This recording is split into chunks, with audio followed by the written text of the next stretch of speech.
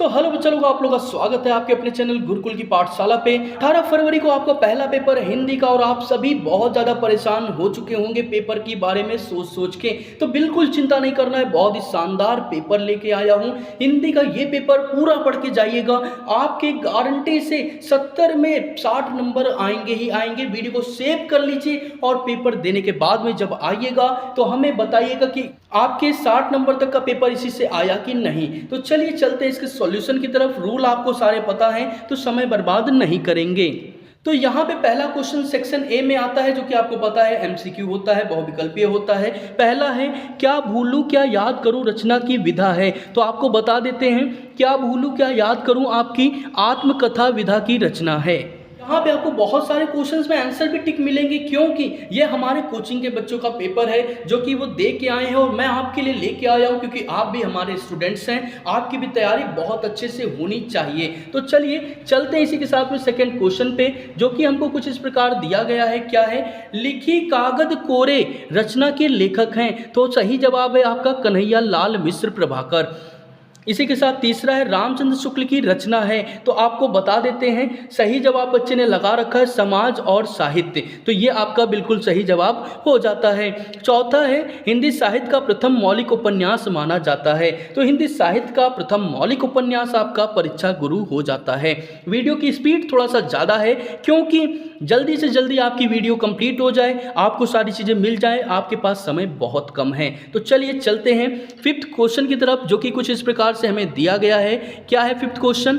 शुक्लोत्तर युगीन लेखक हैं। तो सही जवाब आपका क्या हो जाएगा? इसका सही जवाब हो जाएगा डॉक्टर हजारी प्रसाद द्विवेदी। इसी के साथ सिक्स्थ है रीतिबद्ध काव्यधारा के कवि हैं। तो मतीराम इसका बिल्कुल सही जवाब हो जाता है। इसी के साथ में तो प्रश्न है रीतिकालीन कवियों ने काव्य भाषा के रूप में प्रतिष्ठित किया है। तो आपको बता दें ब्रज भाषा जो है इसको प्रतिष्ठित किया गया है रीतिकालीन कवियों ने काव्य भाषा के रूप में। इसी के साथ में आठवां प्रश्न हमारे पास आ जाता है छायावादी युगीन कवि हैं। तो महादेवी वर्मा आपकी छायावादी युगीन कवि हैं। नौवां प्रश्न है कनुप्रिया के रचयिता हैं। तो कनुप्रिया के रचयिता हैं हमारे धर्मवीर भारती, जो कि आपका सही जवाब है। इसी के साथ 10वां प्रश्न आता है। क्या है? नई कविता युग के कवि हैं। तो नई कविता युग के कवि हैं आपके केदारनाथ अग्रवाल।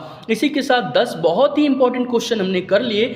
चलते हैं अपने क्वेश्चन नंबर 11 की तरफ। 11वां क्वेश्चन हमें दिया है हास्य रस का स्थायी भाव है। तो आप सभी को पता है हास्य रस का स्थायी भाव हास्य होता है। एक चीज आपको बता दूं, पेपर में जाने से पहले स्थायी भाव जरूर पढ़ लीजिएगा, एक क्वेश्चन इससे हमेशा आता है। इसके बाद है हाँ उपमेय में उपमान की संभावना व्यक्त की जाती है वहां होता है। तो वहां पे हमारा उत्प्रेक्षा अलंकार होता है। 13वां प्रश्न है सोरठा छंद के द्वितीय चरण में कितनी मात्राएं होती हैं। तो सोरठा छंद के द्वितीय चरण में 13 मात्राएं होती हैं। इसी के साथ 14वां प्रश्न है उपहार शब्द में प्रयुक्त उपसर्ग है। उपसर्ग क्या होता है? जो शब्द के पहले लगता है। तो इसका सही जवाब उप हो जाएगा। इसी के साथ में 15वां हमारे पास में प्रश्न दिया गया है। क्या है? त्रिभुवन में समास है। त्रि मतलब 3। तो जब भी 3 की बात आए तो नंबर की बात आए तो द्विग। सब कुछ मैंने डाल रखा है चैनल पे, आपको केवल इतना करना है डिस्क्रिप्शन बॉक्स में मैं प्ले लिस्ट का लिंक दे दूंगा, वीडियो के एंड में प्ले लिस्ट दे दूंगा, क्लिक करिए। पूरी हिंदी की कंप्लीट तैयारी होगी, आपको कहीं भागने की आवश्यकता नहीं पड़ेगी। इसी के साथ 16वां ओष्ठ का तद्भव शब्द है। तो ओष्ठ का तद्भव शब्द होता है ऊंट। के साथ 17वां प्रश्न है युष्मद् शब्द के सप्तमी एक वचन का रूप है। तो आपको बता देते हैं इनमें से कोई नहीं इसका सही जवाब हो जाएगा। 18वां है अर्थ के आधार पर वाक्य के भेद। तो वाक्य के कुल 8 भेद होते हैं। इसी के साथ में 19वां और 20वां प्रश्न कुछ इस प्रकार से दिया है। क्या है? छात्र विद्यालय में खेलते हैं कृत्यवाच्य का कर्मवाच्य क्या होगा, कर्मवाक्य क्या होगा। तो आपको बता देते हैं 19 का सही जवाब है ऑप्शन नंबर बी। बच्चे ने एक क्वेश्चन छोड़ दिया है, शायद उसने टिक नहीं किया या जो भी है, तो एक क्वेश्चन इन्होंने छोड़ रखा है। इसके बाद 20वां है वह अविकारी शब्द जिनमें पुरुष लिंग वचन कारक आदि के कारण परिवर्तन नहीं होता उन्हें क्या कहा जाता है। तो उनको हम कहते हैं अव्यय पद। तो 20 में से 19 नंबर तो कंफर्म बच्चे के आने ही आने हैं। इसी तरीके से आप भी तैयारी करते रहिए, हमारे साथ जुड़े रहिए। जिन्होंने अभी तक चैनल को सब्सक्राइब नहीं किया, चैनल को सब्सक्राइब जरूर कर ले। चलते हैं लॉन्ग क्वेश्चंस यानी कि अपने खंड खा की तरफ। तो इसी के साथ आ चुके हैं हम खंड बा पे वर्णनात्मक प्रश्न पे यहाँ पे आप देख सकते हैं 6 नंबर का ये क्वेश्चन है। निम्नलिखित गद्यांश पर आधारित दिए गए प्रश्नों के उत्तर दीजिए। क्या है? संस्कृति अथवा सामूहिक चेतना ही हमारे देश का प्राण है। इसी नैतिक चेतना के सूत्र से हमारे नगर और ग्राम, हमारे प्रदेश और संप्रदाय, हमारे विभिन्न वर्ग और जातियां आपस में बंधी हुई हैं। जहाँ उनमें और सब तरह की विभिन्नताएं, वहाँ उन सब में यह एकता है। तो आपको बता दें, समझ में ही आ चुका होगा, ये हमारे भारतीय संस्कृति से लिया गया है। चैप्टर का नाम क्या हो गया? भारतीय संस्कृति हमारा हो जाएगा। और इसके लेखक की बात करें तो विनोबा भावे जी इसकी क्या है? लेखक हो जाएंगे। तो ये चीज़ याद रखिएगा, ठीक है, विनोबा भावे। तो पहला क्या है? गद्यांश। तो क्या होगा? प्रस्तुत गद्यांश हमारी पाठ्य पुस्तक हिंदी के गद्य खंड के भारतीय संस्कृति नामक पाठ से लिया गया है, जिसके लेखक विनोबा भावे जी हैं। दूसरा है, हमारे देश का प्राण क्या है? तो इसका जवाब क्या हो जाएगा? संस्कृति अथवा सामूहिक चेतना ही हमारे देश का प्राण है। तीसरा, रेखांकित अंश की व्याख्या है, तो पढ़ के आप बहुत आसानी से कर सकते हैं। इसी के साथ अथवा में दिया गया है, क्या दिया गया है हमारे पास में? बहुत ही शानदार है, अजंता संसार की। तो समझ में ही आ गया, मुझे आगे पढ़ना ही नहीं है। अजंता चैप्टर से लिया गया है। किस चैप्टर से? अजंता। और इसको लिखने वाले कौन हैं? डॉक्टर भगवत शरण उपाध्याय। डॉक्टर भगवत शरण उपाध्याय, भगवत शरण उपाध्याय, ठीक है। तो इसका सही जवाब हमारे पास आ चुका है। कौन है? डॉक्टर भगवत शरण उपाध्याय। इसके आगे क्या कहते हैं? रेखांकित अंश की। अजंता किस कला के लिए अद्वितीय स्थान प्राप्त करता है? तो संसार में अपने चित्रकला के लिए, ठीक है, संसार में अपनी चित्रकला के लिए क्या करता है? अद्वितीय स्थान प्राप्त करता है अपनी चित्रकला के लिए, ठीक है। तो ये इसका जवाब हो जाएगा। रेखांकित अंश की व्याख्या सिंपल है, पढ़ के कर दीजिएगा, नहीं याद आए तो बना दीजिएगा इसी को थोड़ा घुमा फिरा के अपने शब्दों में। तो गद्य के बाद में हम चलते हैं पद्य पे। सेम काम हमको पद्य में भी करना होता है। क्या दिया है? 6 नंबर का क्वेश्चन है। ऊधो मोहे ब्रज बिसरत नाही, वृंदावन गोकुल वन उपवन सघन कुंज की छाही। प्रात समय माता जसमत अर नंद देख सुख पावत, माखन रोटी दही सजायो अति हित सात कवावत। गोपी ग्वाल बाल संग खेलत, सब दिन हसत सिरावत। सूरदास धन धन ब्रजवासी, जिन सो हित जदुनाथ। तो ये हमें दिया है, आपको समझ में ही आ चुका है किस चैप्टर का है। सुर सागर के भ्रमर गीत से लिया गया है, ठीक है। किससे है? हमारे सुर सागर के भ्रमर गीत नामक पाठ से लिया गया है, ठीक है, भ्रमर गीत, ठीक है। और इसमें लेखक कौन है? तो पता ही आपको, हमारे सूरदास जी हैं, ठीक है, सूरदास जी हैं। इसके बाद में क्या? रेखांकित अंश की व्याख्या है। तो गोपी ग्वाल बालों के संग में खेलने से जो सुख प्राप्त होता था, उन्हीं सब का वर्णन है, आप कर दीजिए। तो परेशान नहीं होना है, प्लेलिस्ट आपको पता है, डिस्क्रिप्शन बॉक्स में जाइए, A to Z प्रिपरेशन हो जाएगी, कोई भी कमी नहीं रहेगी गारंटी के साथ में। तो जाइए वहाँ से तैयारी करिए। इसी के साथ अगला क्या है? श्री कृष्ण को ब्रज क्यों नहीं भूलता? तो श्री कृष्ण को ब्रज इसीलिए नहीं भूलता भैया, वहाँ पे गोकुल वन उपवन और जहाँ दिन भर खेलते थे, जहाँ बचपना उनका गुजरा है, उसे वो कैसे भूल जाएं। तो इसी को आपको लिख देना है, पैराग्राफ में सब कुछ आपको दिया गया है। इसी के साथ में दूसरा पैराग्राफ है। विश्व है असिका नहीं संकल्प का, हर प्रलय कोण काया कल्प का। फूल गिरते सूल सिर ऊंचा लिए हैं, रसों के अभिमान को नीरस किए हैं। तो आपको बता दें, ये आपका संकल्प चैप्टर का है। किस चैप्टर का है?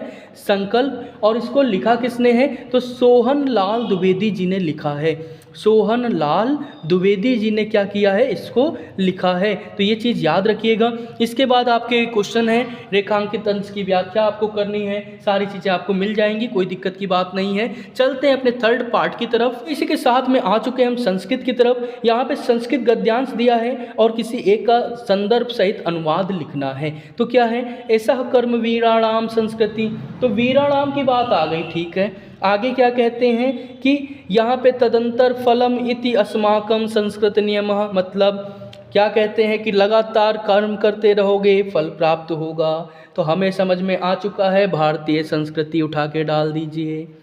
किस चैप्टर का है ये? आपका भारतीय संस्कृति का हो जाएगा, ठीक है, भारतीय संस्कृति। परेशान मत होना, यहाँ पे देखिए दिया था ना, संस्कृति दिया था, यहाँ पे कर्म दिया है, फल दिया है। तो कर्म फल सब कुछ किस में है? भारतीय संस्कृति में है, ठीक है, लिख दीजिएगा। आपको बता देते हैं संदर्भ कैसे लिखना है। तो प्रस्तुत संस्कृत गद्यांश हमारी पाठ्य पुस्तक हिंदी के संस्कृत खंड के भारतीय संस्कृति नामक पाठ्य से अवतरित है। अगला क्या है, नागरिका बहुकालम यावत अचिंत्यंत परम प्रहेलिकायाः उत्तरम ददातु समर्था ना अभवत। तो हमें समझ में आ चुका ये कौन सा है, एक गांव और शहर वाली बात आ गई। प्रबुद्धो ग्रामीणा, प्रबुद्धो ग्रामीणा। देखिए मैं हंसी मजाक में बता रहा हूँ, आप हंसी मजाक में समझिए लेकिन कॉन्सेप्ट समझिए। इसमें देखिए पहलिका की बात आई, पहली किस में पूछा जा रहा था, प्रबुद्धो ग्रामीणा में, जब वो ट्रेन में था। ठीक है, तो उसको मत भूल जाइएगा, लिखने का तरीका सेम रहेगा। चलते हैं इसी के साथ में क्वेश्चन नंबर 4 की तरफ। क्या दिया है, निम्नलिखित श्लोकों में से किसी एक श्लोक का संदर्भ सहित अनुवाद करना है हिंदी में। हतो व प्रापस्य स्वर्गम जित्वा व भोज से महीम तस्मा दुष्टि कौनते है युद्धाय कृत निश्चय। मतलब क्या है कि ये हमें जो दिया गया है इसमें 2 श्लोक दिए हैं। माता गुरुतरः भूमे खात पितो चत्रस्था मनम शीघ्रतरम वातात चिंता बहुतरी तृणात्। ये आपको 2 श्लोक दिए गए हैं, ये अब आपका काम है, मेहनत करिए और फटाफट से हमको कमेंट करके बताइए कि किस चैप्टर का है। फटाफट से हमको कमेंट करके बताइए, जितने बच्चों ने तैयारी की है यहीं से पता चल जाएगा बोर्ड एग्जाम की कितनी प्रिपरेशन आपने कर रखी है। और साथ ही साथ में सारे श्लोकों को रेडी किया गया है 1 शॉट के लिए, लेकिन ऐसे नहीं देने वाले, इसको देंगे आपके पेपर के 1 दिन पहले, ताकि आप पूरी तरीके से बोर्ड एग्जाम में कंप्लीट पेपर कंप्लीट करके आइए, कोई दिक्कत ना हो। तो चलिए इसी के साथ चलते हैं अपने अगले क्वेश्चन की तरफ, जो कि हमको कुछ इस प्रकार से दिया गया है। तो क्वेश्चन नंबर 5 हमको क्या है, अपने पठित खंड काव्य के आधार पर दिए गए प्रश्नों में से किसी एक प्रश्न का उत्तर दीजिए। अब आप कहाँ से हैं कमेंट करके बताइए। मातृभूमि के लिए, ठीक है, मुक्तिदूत, तुमुल, मेवाड़ मुकुट, कर्मवीर भरत, कर्ण, ज्योति जवाहर और साथ ही साथ में जय सुभाष और अग्र पूजा। तो आप कहाँ से हैं हमें कमेंट करके बताइए, और आपने कौन सा खंड काव्य पढ़ा है कमेंट करके जरूर बताइए। हमारे यहाँ जो चलता है वो जय सुभाष चलता है, आपके यहाँ कौन सा खंड काव्य चलता है कमेंट जरूर करके बताइए। इसी के साथ में पेपर का एक हिस्सा समाप्त हो जाता है। अब बात आ जाती है हमारी किसकी, जीवन परिचय की। बहुत इंपॉर्टेंट है, यहाँ पे रामचंद्र शुक्ल, भगवत शरण उपाध्याय, रामधारी सिंह दिनकर, पद्मलाल पुन्नालाल बख्शी, मैंने सारे जीवन परिचय कराए हैं और 3 जीवन परिचय मैंने बोला है। ठीक है, जिनमें से 2 ही आप याद कर लो, एक किसको, रामचंद्र शुक्ल को, और दूसरा भगवत शरण उपाध्याय को या रामधारी सिंह दिनकर को। इन्हीं 2 को भी अगर आप तैयार करते हैं तो आपके पेपर में आ जाएगा, तो इसलिए परेशान नहीं होना है। ठीक है, सारी चीज़ें प्लेलिस्ट में है, एक साथ सब दे दिया है, आप देख सकते हैं। तुलसीदास, मैथिली शरण, महादेवी, अशोक वाजपेयी सब कुछ है। आप कुछ ना तैयार करिए, इसमें से तुलसी और महादेवी तैयार कर लीजिए, आपके पेपर में आ जाएगा। यही 4 पढ़िए, इसके अलावा पढ़ने की आवश्यकता नहीं है। इसके बाद हमें क्या दिया है क्वेश्चन नंबर 7 में, कि अपनी पाठ्य पुस्तक में से कंठस्थ एक श्लोक लिखिए। तो भैया हमको एक याद है, सर्वे भवन्तु सुखिनः सर्वे सन्तु निरामया सर्वे भद्राणि पश्यन्तु माँ कश्चित् दुख भाग भवेत्। यही आपको लिख देना है, नहीं तो बंधनम मरणम वापि जयो वापि पराजयो यत्र शमो वीरः वीर भाव ही वीरता। तो आप कोई भी लिख सकते हैं, 2 नंबर आपको मिल जाएंगे। एक गलती मत करिएगा, जिस चैप्टर का लिखिएगा उस चैप्टर का नाम भी डाल दीजिएगा, इसके नंबर कटते हैं, बच्चे गलती करते हैं। ठीक है, आप मत करिएगा। 8वां प्रश्न है, अपनी गली मोहल्ले की नालियों की समुचित सफाई। तो मैंने करा रखा है, ठीक है, आपको प्लेलिस्ट में मिल जाएगा, दोनों करा रखा है, दोनों प्लेलिस्ट में मिल जाएगा, परेशान नहीं होना है। इसके साथ में ही हमारे पास कुछ प्रश्न आते हैं। तो क्या है, चंद्रशेखर स्वगृहम किम अवदत्। तो आपको बता दें, इन्होंने अपने घर का नाम क्या बताया था, कारागार बताया था। क्या बताया था, कारागारम बताया था। कूपः किमर्थ दुखम अनुभवति। तो कूपः किमर्थ, तो इसमें बता दें नीरसतायः कारणात्। ठीक है, इसका जवाब क्या है, नीरसतायः कारणात्। अगला क्या है, पूर्व राजा केन सा युद्धम। तो अलच्छेंद्र के साथ। विद्या केन वृद्धते, विद्या अभ्यासेन वृद्धते। तो ये आपका जवाब हो जाता है। यहाँ पे क्या हो जाएगा हमारे पास में, नीरसायः, ठीक है, कारणात्।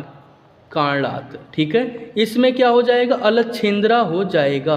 ठीक है, क्या हो जाएगा अलच्छेंद्रा, और इसमें क्या हो जाएगा अभ्यासेन हो जाएगा। तो ये चीज़ आप याद कर लीजिएगा। इसके साथ ही हमारे पास निबंध आता है। तो निबंध आपको बता दें, हमने 3 निबंध आपको मेन बताए थे। एक बताया था पर्यावरण प्रदूषण, एक आतंकवाद, ठीक है, और एक हमने बताया था आपको तथा अनुशासन, ठीक है। एक क्या बताया था, छात्र तथा अनुशासन।